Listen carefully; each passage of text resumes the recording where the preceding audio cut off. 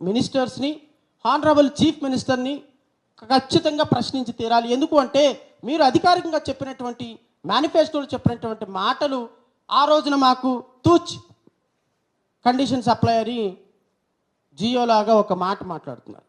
ఏం మాట్లాడుతున్నారు? Bleaching powder చల్లటానికి కూడా డబ్బులు లేవంట. మరి బ్లీచింగ్ పౌడర్ చల్లటానికి కూడా డబ్బులు లేకపోతే మరి మీరు ఎలా హామీలు ఇచ్చారు? మీ హామీలు గత ప్రభుత్వం ఇచ్చినటువంటి హామీలు నెరవేర్తించలేదని మీరు ఎలా మాట్లాడారు? జీతాలు ఇవ్వడానికి కూడా డబ్బులు లేని ఖజానాలో మీరు మరి సంవత్సరానికి 80,000 కోట్ల రూపాయలు మేము సంపద సృష్టిస్తామని ఎలా మాట్లాడారు? సృష్టించండి సంపద, కంపెనీలు తీసుకురండి. విజనరీ లీడర్ కాబట్టి మీరు 14 సంవత్సరాలు ముఖ్యమంత్రిగా పనిచేసి విభజిత ఆంధ్రప్రదేశ్కి, విడిపోయిన ఆంధ్రప్రదేశ్కి ఈరోజు మరలా 164 సీట్లతోటి ముఖ్యమంత్రి అయ్యి మీరు తూచి మా దగ్గర డబ్బులు లేవు అంటే ఎట్లా కుదురుతుంది? ఇంకా మహిళలకు ఉచిత రవాణా బస్సు పథకం ఇంకా ప్రవేశపెట్ల. సిలిండర్లు ఇంకా 3 సిలిండర్లు ఇస్తామన్నారు, సిలిండర్ లెవెల.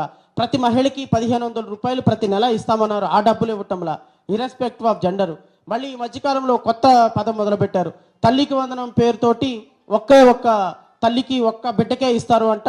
ఎంతమంది బిడ్డలు చదివించుకున్నా తర్వాత ప్రజల నుంచి మళ్ళీ వ్యతిరేకత రాగానే తూచి మళ్ళీ మేము జీవోని వెనక్కి తీసుకుంటాం అంటే మాట్లాడేది హామీలు ఇచ్చే సందర్భంలో మీకు రాష్ట్ర ఖజానా గురించి మీరే కదా కేంద్ర ప్రభుత్వం దగ్గర 10 లక్షల కోట్ల రూపాయలు రాష్ట్ర ప్రభుత్వం అప్పు చేసింది, సంవత్సరానికి ఇంత ఇంట్రెస్ట్ కట్టాలి, సో రాష్ట్రం సర్వనాశనం అయిపోయిందని మీరే కదా రోజు గగ్గోలు పెట్టారు మీ మీడియా ద్వారా. మేము కూడా గగ్గోలు పెట్టాంగా. మేము కూడా ప్రతిరోజు ఆంధ్రప్రదేశ్ రాష్ట్ర ప్రభుత్వం రిజర్వ్ బ్యాంక్ దగ్గరికి వెళ్ళి డబ్బు అప్పు తెచ్చుకుంటుంది, అది తెచ్చుకుంటుంది, ఇది తెచ్చుకుంటుంది అని రోజు గగ్గోలు పెట్టాం కదా మనం. అప్పుడు మీకు ఆర్థిక పరిస్థితి గురించి తెలియలేదా? రాష్ట్ర ఆర్థిక పరిస్థితి గురించి అవగాహన లేదా? మరి ఇవన్నీ తెలిసి ఎలా మీరు ప్రామిస్ చేశారు? ఇవన్నీ ఎలా చేసి మీరు ఏ విధంగా హామీలు ఇచ్చారు ప్రజలకి?